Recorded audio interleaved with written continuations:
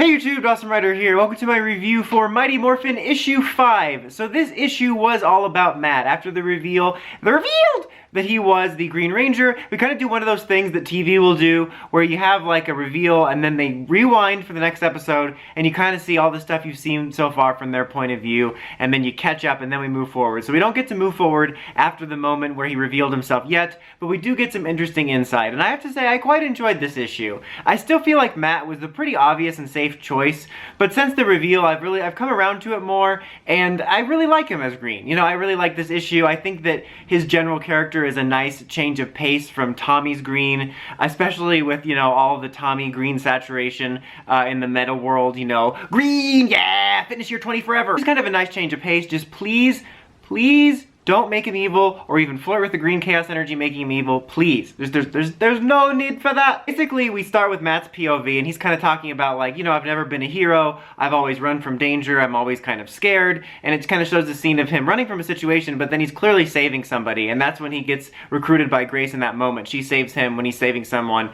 and she's like, look, you have to decide that's fast, but there's a way to save your friends, do you want to join? And he agrees to become the Green Ranger, and we get to see him use the coin, and, you know, Dragon Zord and all that stuff. And it's a cool scene, because I think it really sets up the template for his character, because I like how I call them scenes when it's a comic. Do you call it that? I'm just so used to reviewing TV and stuff. But anyway, it sets up his character really well. Like, it sets up, like, that he doesn't really think of himself as a hero, but he has those heroic qualities, but at the same time he's very human, you know, because he runs away from situations that scare him. So I kind of like that balance, and it's a good, like, touchstone to start on. And so we get to see him in his first battles, and it kind of starts to go over some of the moments we've seen him in from his point of view when the Green Ranger was just kind of stoic and seemingly cool, but inside Matt was like freaking out because he didn't know what to do, and Grace was coaching him. And it kind of explains like the reason he ended up being semi-competent was obviously because of luck, Grace is coaching, and then, you know, he is an athlete, and then when you're connected to the morphing grid with the coin, it does a little bit of the legwork for you. And then there's a really good scene, I'm going to keep calling them scenes, afterwards with him and Grace, and he's just kind of staring at his helmet, and she says, you know, after my first mission, I did the same thing. I kind of looked at the helmet and thought, like, am I still alive?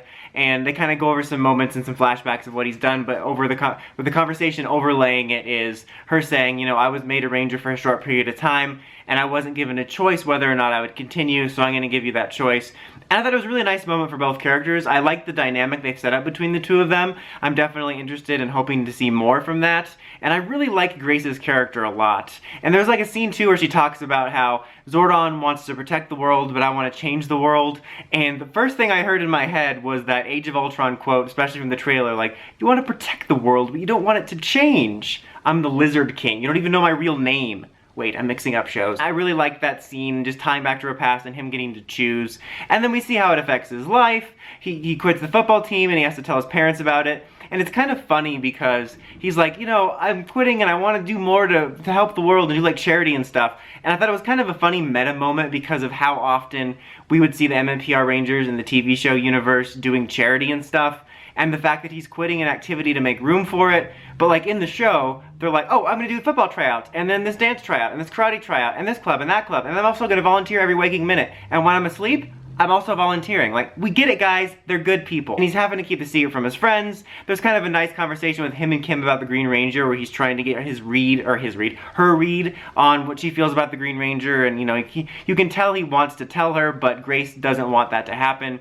And then we ultimately catch up with where they are now. Well, actually, rewind. We get to see him meeting the Dragon Zord, and Billy's there giving him the Dragon Dagger and helping him, instructing him with it. And that was a good scene because, I mean, I like that dynamic too. Again, you have Grace, and then you have Matt, and then Billy's kind of the secret scientist.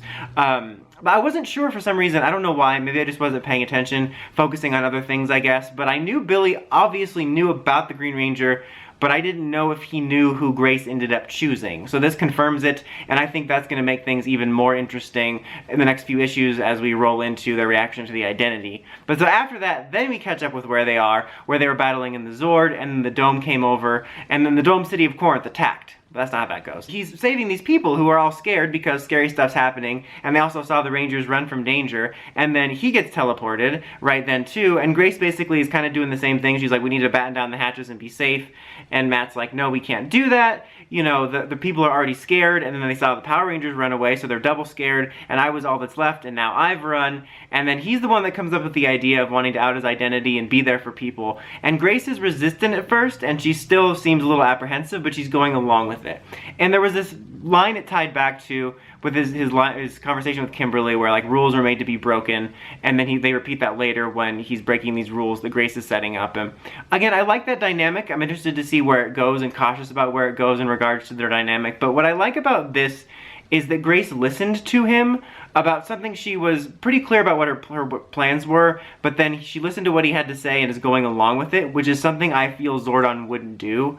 If you can't tell, I'm Team Grace over Zordon, but I think that's a really interesting element they're going for, at least I think they're going for, in terms of contrasting Grace to Zordon, and then the relationship with Grace to the Green Ranger, like the Rita Green Ranger relationship, especially with Zordon kind of going nuts on the Omegas and whatnot. So I think that's really interesting. And so we're then finally caught up to where we were, meaning in issue 6 we'll get to pick up with the reactions to the Rangers finding out about the Green Ranger and Grace, and presumably Billy at some point, and all that stuff. But I thought this was a very solid issue. I think it's more cemented them selling me on Matt as the Green Ranger as kind of a different thing. And I do like always those zoom out episodes usually where we get more of a perspective and it kind of enhances the character. And like I said, I really like the relationship with him and Grace, and I'm really interested to see where this goes so far. So I thought this was a very solid issue. I would give it a 4 out of 5. Definitely enjoyable. Looking forward to more. But what do you guys think? What do you think of Matt as the Green Ranger? What did you think of this sort of quote-unquote origin issue? Let me know in the comments as always. Until next time, like, comment, subscribe, and climb the steps and ring that bell